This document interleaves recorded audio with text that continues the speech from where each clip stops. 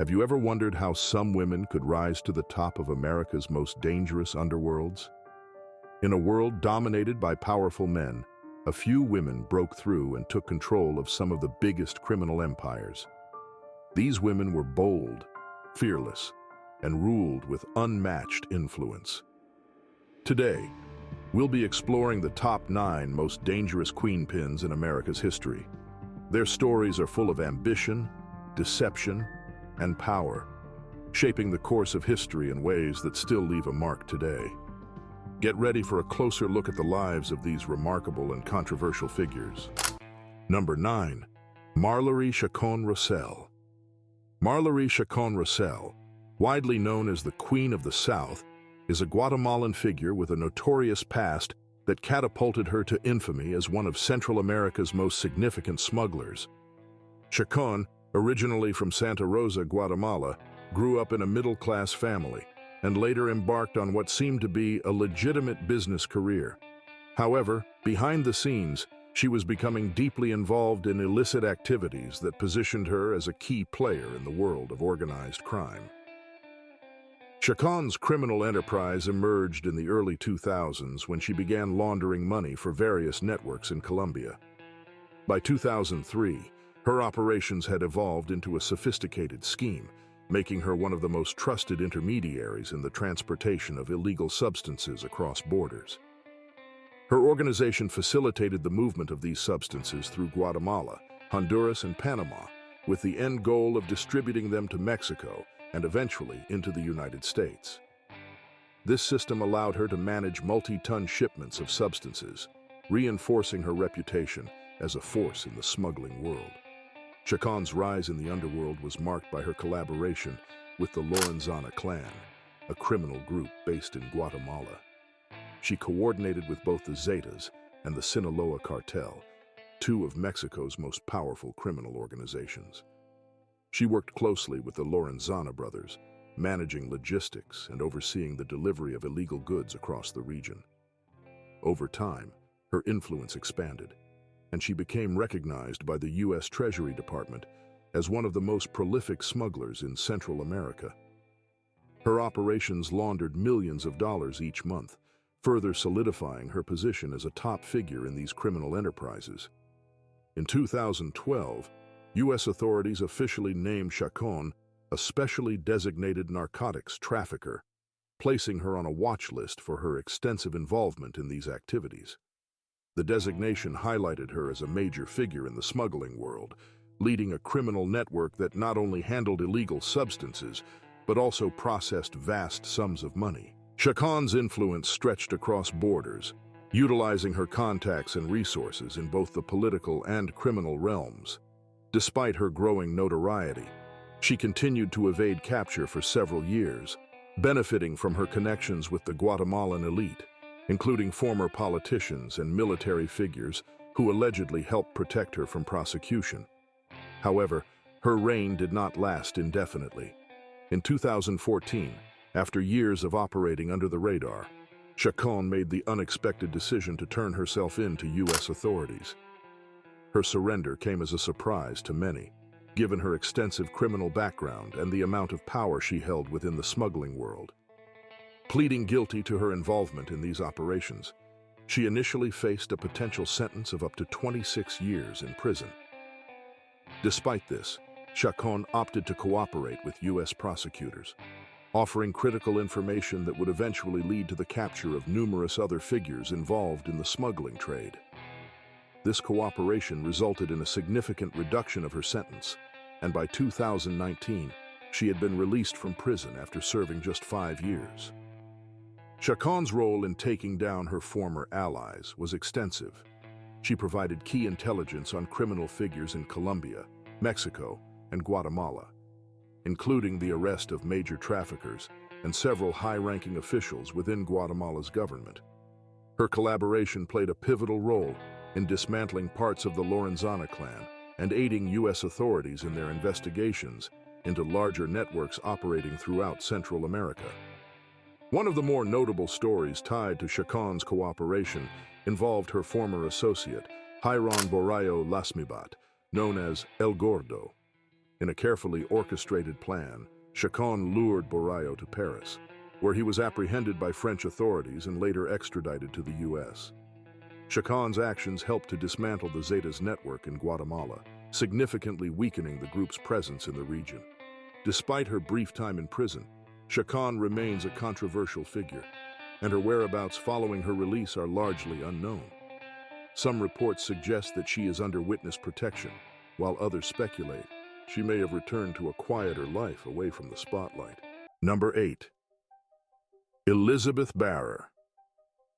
Elizabeth Barrer, born in the early 1980s, led a life that transformed her from an elusive figure in childhood into a dangerous narcotic kingpin by her early 30s.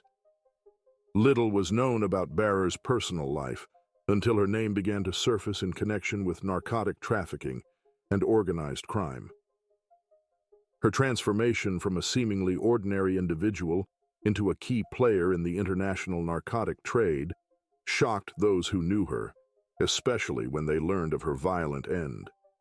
Elizabeth Barrer attended a summer camp in her youth where she was known as a quiet yet magnetic figure, often associated with the goth subculture. She attracted the attention of her peers, not for her achievements, but for her uniqueness. A peer from the camp years later reflected on Barrer's influence. Liz was beautiful and tough. She was elusive, and I had no idea how much so. Even back then, Barrer had an aura of mystery that made her the subject of obsession for some and admiration for others. By the time Barrer was in her 30s, she had completely disappeared from the digital landscape, leaving no trace on social media or public records. It was as if she had vanished from the world. No Facebook, no MySpace, no publicized achievements. This absence raised speculation.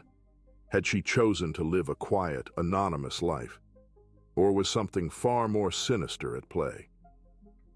By 2007, Elizabeth Barrer's name had become known not for her childhood charm, but for her involvement in drug trafficking. She had become a central figure in a major East Coast narcotic network operating between the U.S., Canada, and Ukraine. Barrer wasn't just a small-time dealer. She was described as a narcotic queenpin, pivotal in laundering money for cross-border narcotic deals. Her empire stretched from Virginia to Montreal, where she maintained ties with influential criminal organizations. In Spotsylvania County, Virginia, Barrer became the subject of a narcotics investigation. The investigation revealed her extensive role in the narcotic trade, specifically in trafficking marijuana. Police seized 39 pounds of marijuana and $50,000 in cash from an operation connected to her. Barrer's role in this network was far-reaching, and law enforcement saw her as a key player in facilitating large-scale narcotic movements. By 2007, the U.S. Marshals Service had been chasing Barrer, issuing a warrant for her arrest that carried the possibility of a life sentence. Barrer was not only involved in narcotic distribution, but also handled money laundering, making her indispensable to the illicit substance empire she worked for. Her association with criminal organizations like Canada's West End Gang and Ukrainian traffickers placed her in a position of power within the international narcotic trade. She communicated with her collaborators through various means, including social media, leading police to secure warrants to search her MySpace pages and emails as part of their investigation into her activities. Barrer was not only known for her logistical skills, but also for her willingness to engage in ruthless criminal activities. Reports linked her to violent acts and a trail of criminal events that branded her as one of the more dangerous female figures in the narcotic world. Barrer went into hiding in 2007, evading U.S. authorities by relocating to Canada. Living as a fugitive in Montreal, she continued her operations, staying close to high-level criminals like Jeffrey Colgrove, a notorious figure involved in the Montreal narcotic trade. Her life on the run was shrouded in secrecy, with Barrer using fake identities and living off the grid. Her ability to evade capture for 7 years showed how deeply entrenched she was in the criminal underworld. Colgrove and Barrer were often seen together at bars in Montreal, maintaining a low-profile existence. Despite her careful measures, her luck eventually ran out.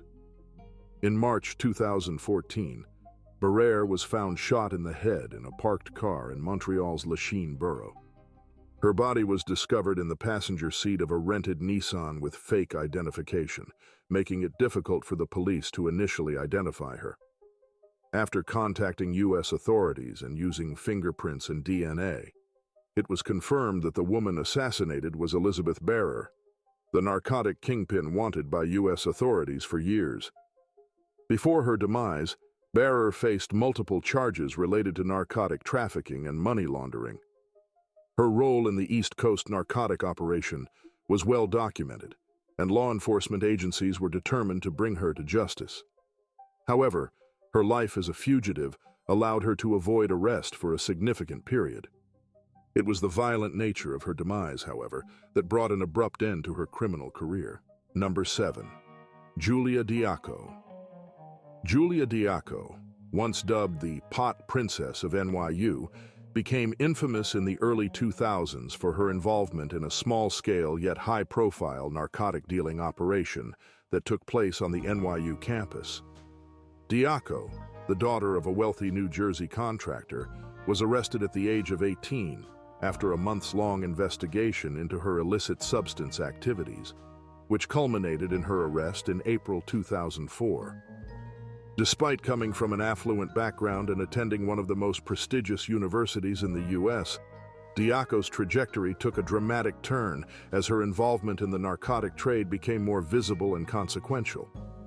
Julia Diako was reportedly dealing a variety of illicit substances, including marijuana, narcotics, magic mushrooms, and LSD. Her illicit substance sales were conducted primarily from her NYU dorm room, located in Hayden Hall, but also extended to Washington Square Park and other nearby locations. Though she was not affiliated with any major narcotic cartel, her connections with street-level dealers around Washington Square raised questions about how deeply involved she was in the illicit substance scene. Her role in the narcotic market appeared to be that of a small-time dealer trying to make a name for herself among her peers, possibly in an effort to gain popularity or social status. Diako's criminal activities came to light after undercover officers began to investigate her narcotic sales. Between November 2003 and April 2004, Diako sold illicit substance to undercover officers multiple times, transactions that were captured on video. These sales included small amounts of marijuana, narcotic, and other illicit substances. While the amounts sold were relatively minor, her proximity to an elementary school and her use of the NYU dorm as a base for operations elevated the seriousness of her crimes. The surveillance and undercover operations revealed that Diako had made at least 6 illicit substance sales, with officers often catching her in the act. On the day of her arrest, she was found in possession of several ounces of marijuana and a scale, items typically associated with narcotic dealing. These findings led to a 16-count indictment against her, including charges of narcotic possession and distribution. Julia Diako was arrested on April 27, 2004, after being caught en route to another narcotic transaction. Her arrest marked the end of a 5-month-long investigation by the police. Diako was charged with multiple counts of illicit substance sales and possession, with prosecutors arguing that the proximity of her dealings to a school zone could lead to harsher sentencing. She faced up to 25 years in prison if convicted on all charges. Despite the serious nature of her offenses, Diako's wealth and privilege appeared to have influenced her legal outcome. At her arraignment, her bail was set at $10,000, which her father quickly posted. Her family, deeply connected in New Jersey society, rallied behind her during the trial, and her legal team argued that much of the narcotics were for personal use.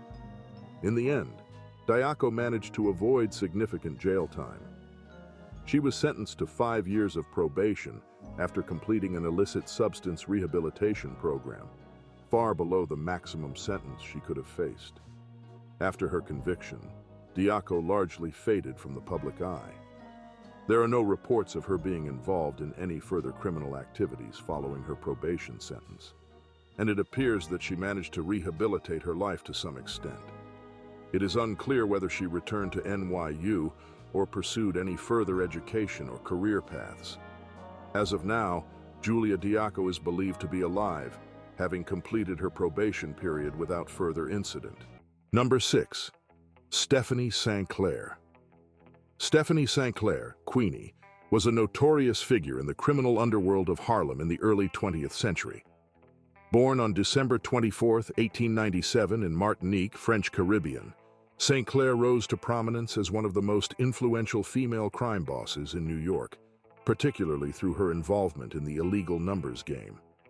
Known for her entrepreneurial spirit, fierce independence, and refusal to be intimidated by male-dominated mafia groups, St. Clair became a multimillionaire and a symbol of black resistance in Harlem.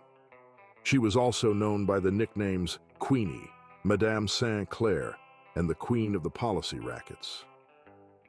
St. Clair's early life was marked by hardship. Raised by a single mother named Felicienne, who worked hard to send her daughter to school, Stephanie's education was cut short when her mother became gravely ill. At the age of 12, she had to leave school to care for her mother. After her mother's demise, St. Clair left Martinique and moved to Montreal, Canada, likely as part of the 1910 to 1911 Caribbean domestic scheme. In 1912, she immigrated to Harlem, New York, where she would eventually make her mark. Upon her arrival in Harlem, St. Clair became romantically involved with a small-time crook named Duke, who later died in a gang conflict. She then entered a new relationship with a man named Ed, and together they started a narcotic business, primarily dealing in controlled substances. St. Clair proved to be an adept and fearless businesswoman, and within a few months, she had made $30,000. However, after Ed tried to strangle her during a confrontation, she fought back, accidentally terminating his life by pushing him into a table, causing him to crack his skull. From there, St. Clair struck out on her own, using her earnings to invest in policy banking, a semi-illegal mix of gambling and investing. The numbers game became her primary business, allowing her to build a fortune. She hired her own men, bribed police officers, and gained control of the Harlem numbers racket, which was a crucial part of the underground economy in the black community. By 1917, she had invested $10,000 in her business, quickly establishing herself as one of the most successful numbers operators in Harlem. St. Clair's success in the numbers game made her a target for powerful crime syndicates, including Dutch Schultz, a Bronx-based mob boss, who wanted to take over the Harlem gambling scene after the end of Prohibition. Schultz and his associates used violence and intimidation to force Harlem's numbers runners to pay protection money. However, St. Clair, alongside her chief enforcer Ellsworth "Bumpy" Johnson, refused to submit to mafia pressure. St. Clair's defiance led to a bloody conflict with Schultz. She launched attacks on his businesses and worked with the police to orchestrate raids on his operations, leading to the arrest of over a dozen of Schultz's men and the seizure of millions of dollars in illegal assets. In 1935, Schultz was fatally shot in a hit ordered by the Mafia Commission, and St. Clair made headlines by sending a telegram to Schultz's demise bed that read, "As ye sow, so shall ye reap." After the conflict with Schultz, St. Clair handed over her business to Bumpy Johnson, who later formed an alliance with Lucky Luciano, ensuring that the Mafia had to deal with Johnson before making any moves in Harlem. In 1936, St. Clair became romantically involved with Bishop Amiru al-Muminin Sufi Abdul Hamid, a controversial anti-Semitic race activist known as Black Hitler. Their relationship deteriorated after she discovered that Hamid was having an affair. In a fit of rage, St. Clair shot Hamid 3 times, but he survived. She was arrested and convicted of attempted manslaughter, receiving a sentence of 2 to 10 years in a New York State prison. During her trial, the judge remarked on her long-standing criminal activities, stating that St. Clair had lived by her wits all her life. As she was led out of the courtroom, she dramatically kissed her hand to symbolize her farewell to freedom. St. Clair spent several years in prison before being released. Number 5. Sandra Avila Beltran. Sandra Avila Beltran, famously dubbed the Queen of the Pacific, was born on October 16, 1960, into a family entrenched in the Mexican narcotic trade. Avila was not just an ordinary figure in the narcotics underworld. She was a third-generation narcotic trafficker with deep family ties to Mexico's most notorious cartels. Her family connections, including ties to the Sinaloa cartel and the Beltran Leyva brothers, paved her path in the illicit substance business. Her uncle, Miguel Angel Felix Gallardo, was a key figure in the Guadalajara cartel and is currently serving a 40-year sentence for his involvement in the assassination of U.S. DEA agent Enrique Camarena in 1984. With such a pedigree, it was almost inevitable that Avila would rise to become one of the most feared and influential female narcotic lords. Avila's primary role in the illicit substance trade was as a key link between the Mexican Sinaloa cartel and the Colombian Norte del Valle cartel. She facilitated the smuggling of massive quantities of illicit substance, using Mexico's Pacific coast as a primary route to transport narcotics into the United States. Her operations often involved sophisticated methods, including the use of tuna boats laden with large illicit substance shipments, solidifying her status as a top-tier player in the narcotics trade. Her partnership with Juan Diego Espinoza Ramirez, a high-ranking member of the Colombian Norte del Valle cartel and known as El Tigre, further expanded her influence. Together, they coordinated narcotic shipments from Colombia to Mexico, with Avila acting as a powerful intermediary who smoothed the operations between the two cartels. Her success in orchestrating these complex narcotic operations earned her the infamous title La Reina del Pacifico, the Queen of the Pacific. Sandra Avila Beltran's criminal career was marked by a mixture of power and violence. Known for her strategic alliances with powerful narcotic barons, Avila was also involved in criminal activities that included laundering billions of dollars and overseeing massive illicit substance shipments. DEA officials claimed she was known to employ violent tactics and intimidation to maintain her grip on the narcotics market. Her downfall began when a 9-ton shipment of narcotic was seized by authorities in 2001 at the Pacific port of Manzanillo, Colima. Although she managed to elude capture for a time, this seizure marked the beginning of the end for Avila and her criminal empire. In 2002, she unintentionally attracted attention from authorities when she sought help after her teenage son was kidnapped and held for a $5 million ransom. Though she successfully secured his release, this incident triggered an investigation into her activities, leading to a more thorough probe by Mexican and U.S. authorities. After years of evading law enforcement, Avila was arrested on September 28, 2007, in Mexico City, alongside her partner, Espinoza Ramirez. She faced charges of organized crime and conspiracy to traffic narcotics, specifically for laundering money linked to billions of dollars worth of illicit substance shipments from Colombia to Mexico. Avila's arrest in 2007 was a significant blow to the narcotic trade, and the charges against her included money laundering and organized crime. However, she managed to avoid several narcotic trafficking charges after lengthy legal battles. Despite this, Avila remained in custody on lesser charges of illegal weapons possession and money laundering, pending her extradition to the United States. In June 2012, Mexican judges cleared the way for her extradition to the U.S., where she was wanted for illicit substance trafficking charges dating back to 2001. On August 10, 2012, Avila was extradited to Florida. She denied the charges and, as part of a plea deal, admitted to providing financial support to Espinoza Ramirez for his narcotic operations. On April 23, 2013, she pled guilty to being an accessory after the fact to illicit substance trafficking and was sentenced to 70 months in federal prison with credit for time served. She was released from U.S. federal custody on July 30th, 2013, and deported back to Mexico. Number 4. Thelma Wright. Thelma Wright's journey from a young woman in Philadelphia to becoming one of the most notorious female narcotic kingpins in the U.S., known as the Queen of Philly. Thelma's rise to power in the dangerous illicit substance trade began after the assassination of her husband, Jackie Wright, a top narcotic substance wholesaler tied to Philadelphia's infamous Black Mafia. Her story, filled with love, loss, and survival, paints a vivid picture of how circumstances can lead even those from stable middle-class backgrounds into a life of crime. Thelma Wright was born and raised in a two-parent household in South Philadelphia, a far cry from the stereotypical backgrounds of many illicit substance traffickers. Athletic and religious, she was educated and had a promising future. But in 1976, everything changed when she locked eyes with a dashing man in a red convertible, Jackie Wright.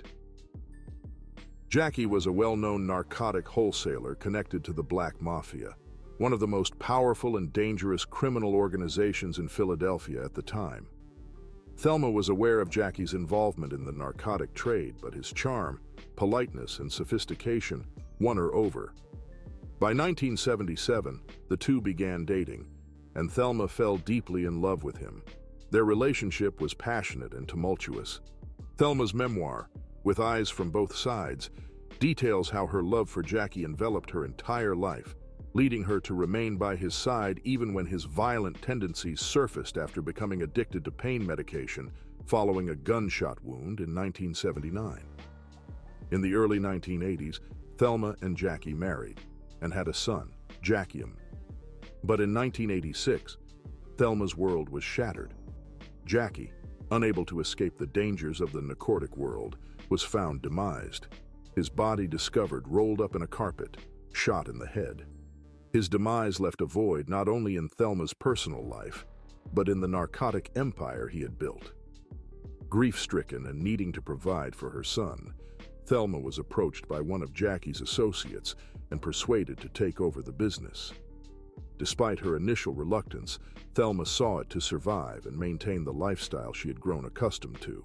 She began her tenure as a powerful player in the illicit substance and narcotic trade, running a cross-country operation between Philadelphia and Los Angeles.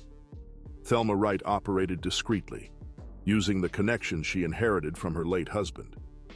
She worked with trusted associates, including Auntie in Los Angeles and a new supplier, Dee, whom she met at a Las Vegas fight night. Unlike her husband, Thelma kept her dealings low profile, ensuring that her narcotic network operated efficiently without drawing unwanted attention. During her 5-year reign as a narcotic trafficker, Thelma was involved in transporting large quantities of narcotics and illicit substances between the East and West Coasts. Her business model was simple. If someone sent her a large sum of money, she would supply the product in return. She avoided direct involvement in violent confrontations, preferring to cut off unreliable clients rather than resorting to bloodshed. However, the world of narcotics inevitably attracts violence, and Thelma couldn't fully escape its reach. By the late 1980s, Thelma had made millions, enjoyed a lavish lifestyle, and earned a reputation that rivaled her late husband's. Her criminal enterprise was flourishing, but the illicit substance game was changing, and by the early 1990s, it was clear that her time at the top was running out. In July 1991, Thelma found herself at a crossroads when a gang shootout at Studio West nightclub claimed the life of a close friend. Just days later, one of her narcotic associates was arrested with the potential to implicate her in a federal investigation. The final blow came when Auntie and 2 other associates were found assassinated, execution style, in a house in Los Angeles. For Thelma, the mounting violence and close calls were too much. She decided to leave the narcotic trade for good, prioritizing the safety and future of her son. Remarkably, Thelma was never caught or indicted for her narcotic activities. She quietly walked away from her criminal empire and sought to rebuild her life. Number 3. Maria Licciardi. Maria Licciardi, born March 24, 1951, is a notorious Italian criminal and the head of the Licciardi clan, a faction within the larger Naples-based Camorra syndicate. Known as La Madrina, the godmother, she has played a significant role in narcotic trafficking, extortion, and prostitution across Italy and beyond, even establishing connections with U.S. illicit substance markets. As one of the few female mob bosses, she earned respect and fear in a male-dominated underworld. Maria Licciardi was born and raised in Secondigliano, a stronghold for her family's criminal operations. Her brother, Gennaro Licciardi, was a founding member of the Secondigliano Alliance, a powerful coalition of Camorra clans. After his death in 1994 while imprisoned, and the arrests of her other brothers and husband, Maria took the reins of the clan, becoming the first female boss of the Licciardi family and the Secondigliano Alliance. Licciardi's leadership transformed the clan into a more organized, secretive, and sophisticated entity. She maintained strong alliances with other Camorra clans and played a key role in expanding their criminal enterprises, including narcotic trafficking, cigarette smuggling, protection rackets, and, controversially, prostitution. One of Licciardi's most notable contributions to the Camorra was her expansion of its illicit substance operations. Under her rule, the Licciardi clan controlled much of Naples' narcotic trade. She worked closely with international partners, including Albanian and Turkish criminal groups, to smuggle illicit substances into Italy. Her influence extended across borders, reaching the U.S. market, where Camorra-affiliated narcotic operations flourished. Licciardi was highly methodical, preferring to remain in the shadows rather than seeking public attention like some male Camorra bosses. She managed a vast network of criminals who distributed illicit substances and collected extortion payments, all while maintaining a level of secrecy that helped her evade law enforcement for years. Her network stretched from Naples to the U.S., and her ability to control the supply of narcotics, including heroin, made her a dangerous figure in the international illicit substance trade. Despite the growing scrutiny from law enforcement, Licciardi's operation was run with military-like efficiency. She revolutionized Camorra's involvement in the whoredom trade, importing women, many of them underage, from Albania under false promises of legitimate work, only to enslave them in Italy. This also facilitated the clan's narcotic trade, as these women were often overdosed with illicit substance to fuel their addiction that enables them earning from whoredom in large quantity. Maria Licciardi's reign remained unchallenged until a botched narcotic deal in 1999. A consignment of unrefined illicit substance from Istanbul, Turkey, arrived in Naples. Licciardi ordered that the illicit substance not be sold, as it was too pure and could take the lives of users, damaging the clan's customer base. However, the rival Lo Russo clan disregarded her orders, distributing the illicit substances, which led to multiple overdose demise of lives in Naples and drew the attention of law enforcement. The tension between the Licciardi and Lo Russo clans escalated into a full-blown turf war. Bombings, termination of lives, and violent clashes ensued, leaving nearly 120 people dead. Licciardi mobilized her forces for a counter-offensive, but soon found herself the target of an intense police crackdown. After the 1999 narcotic scandal, Licciardi became a fugitive. She was added to Italy's 30 Most Wanted list and went into hiding. Despite changing her location several times, she remained in her native district of Masseria Cardone, protected by an intricate network of loyalists. During this time, she continued to command the Licciardi clan from the shadows, ordering assassinations and overseeing the clan's business dealings.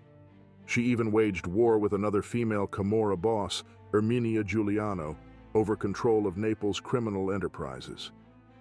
Despite her elusiveness, Maria Licciardi was eventually captured on June 14, 2001, in Melito, a town near Naples. Police intercepted her while she was traveling in a car with a married couple. Although she did not resist arrest, her capture ended a 2-year manhunt. She was subsequently imprisoned, and her brother Vincenzo Licciardi took over the leadership of the clan. However, Vincenzo himself was arrested in 2008. Maria Licciardi served nearly 8 years in prison after her 2001 arrest. Despite being behind bars, her influence within the Camorra remained strong. In 2009, she was released from prison, but law enforcement continued to monitor her activities closely, suspecting her of retaining control over her clan's operations. In June 2021, Licciardi's criminal career took another hit. After escaping a major anti-Camorra operation in 2019, she was briefly considered a fugitive again. On August 7, 2021, she was arrested at Rome's Ciampino airport while trying to board a flight to Spain. She was accused of mafia-type association, extortion, and receiving illicit funds. Number 2. Jemeker Thompson-Hairston. Jemeker Thompson-Hairston, often referred to as the Queen Pin, was one of the most powerful female narcotic substance dealers in the United States during the crack epidemic of the 1980s. Born in south-central Los Angeles, Thompson grew up in an environment of poverty and hardship, which motivated her to seek control over her life through financial success, by any means necessary. Her journey into the world of illicit substance trafficking was driven by a desire to escape the economic struggles she faced as a child. After being evicted from her home at the age of 8, she made a vow to never experience such powerlessness again, an ambition that eventually led her to the top of the narcotic trade. Thompson's first involvement in illegal activity came during her high school years when she began collecting payments for her boyfriend, Anthony Daff Mosley, a marijuana dealer. She soon became deeply involved in the narcotic trade, and by the time she finished high school, Thompson was selling between 3 and 4 kilos of illicit substance per week. Her marriage to Mosley in 1980 further cemented her involvement in the narcotics business. Together, they transitioned from selling illicit substance to crack narcotic substances, which was gaining widespread popularity in Los Angeles. Thompson's empire expanded rapidly, and she became a dominant force in the U.S. narcotic market. She established a network of distributors in cities across the country and formed alliances with major suppliers, even securing direct connections to illicit substance producers in Colombia. Her control over the narcotic supply chain made her one of the most influential figures in the illegal substance trade market. Thompson's success allowed her to live a lavish lifestyle, including purchasing a home in Encino, California, and accumulating significant wealth.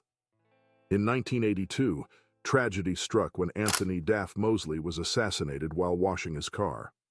While law enforcement officials believed that Thompson might quit the narcotic trade after Mosley's death, she did the opposite. Determined to grow her empire, she expanded her business even further. She recruited new distributors across the U.S. and continued to push large quantities of narcotics into various markets. Despite the violence and dangers of the narcotic world, Thompson managed to maintain control and keep a low profile for several years. In the mid-1980s, Thompson diversified her assets by opening a legitimate hair distribution business, selling wigs and hair extensions. While Thompson claimed that this was a legal enterprise, law enforcement believed that it was being used to launder illicit substance money. The hair business was immensely successful, allowing Thompson to continue living in luxury while concealing her illegal activities. Thompson's fortunes took a dramatic turn in the late 1980s. One of her trusted associates, Percy Cheese Bratton, was arrested with several kilos of narcotics in his possession. Facing significant prison time, Bratton agreed to cooperate with authorities and provide evidence against Thompson. His testimony, combined with years of investigation by the Drug Enforcement Administration, DEA, allowed law enforcement to build a solid case against her. After learning of Bratton's betrayal, Thompson went on the run in an attempt to evade capture. For 2 years, she managed to stay one step ahead of the authorities, living in hiding and avoiding arrest. However, in 1993, Thompson made a fateful decision to attend her son's 6th grade graduation ceremony. Law enforcement, suspecting that she would be present, waited at the event, and arrested her at the ceremony. Thompson was charged with conspiracy to distribute narcotics and 5 counts of money laundering. In a trial that revealed the vast scope of her illicit substance empire, she was found guilty on all counts. In 1993, she was sentenced to 15 years in prison. During her trial, it was revealed that Thompson had supplied illicit substances to various U.S. cities and had laundered large sums of money through her hair business. Witnesses, including Bratton, testified that Thompson had personally transported large amounts of narcotic money, concealed in ingenious ways, including hiding cash in a girdle. While serving her sentence in a maximum security prison, Thompson experienced a personal transformation. She converted to Christianity and decided to leave behind her criminal past. She became a minister, preaching to fellow inmates and encouraging them to turn their lives around. After serving 12 years of her 15-year sentence, Thompson was released in 2005. Upon her release, Thompson dedicated her life to her newfound faith and established Second Chance Evangelical Ministries, a Christian organization aimed at helping others find redemption. Number 1. Griselda Blanco. Griselda Blanco, often known as La Madrina or the Black Widow, was a powerful figure in the American crime world during the 1970s and 1980s. She rose to prominence as one of the most influential traffickers, primarily responsible for smuggling large quantities of illicit substances from Colombia into the United States. Blanco became a central figure in the Miami narcotic trade and was known for her extreme ruthlessness in maintaining control of her vast empire. Born in Cartagena, Colombia, in 1943, Blanco's early years were marked by hardship and criminal influence. She was involved in petty crimes from a young age and eventually became deeply entrenched in the international trafficking world. By the 1970s, she had moved to the United States, settling in Miami, where she played a crucial role in developing the infamous Miami drug war. This period saw a surge in violence as rival factions fought for dominance in the lucrative South Florida narcotic substance market. Blanco, with her reputation for violence and manipulation, thrived during this time. Blanco's empire involved smuggling massive shipments of illegal substances from Colombia to the U.S. Her primary method involved hiding substances in everyday products, ensuring they could pass through security undetected. She quickly became one of the top players in the smuggling world, earning millions of dollars through her business. Blanco is also credited with innovating various smuggling techniques, which helped her maintain an edge over law enforcement and her competitors. Her influence was not limited to the logistics of smuggling. Blanco was known for orchestrating violent actions against her rivals and even those within her own organization, whom she suspected of betrayal. Blanco was married several times, and her relationships were as tumultuous as her criminal career.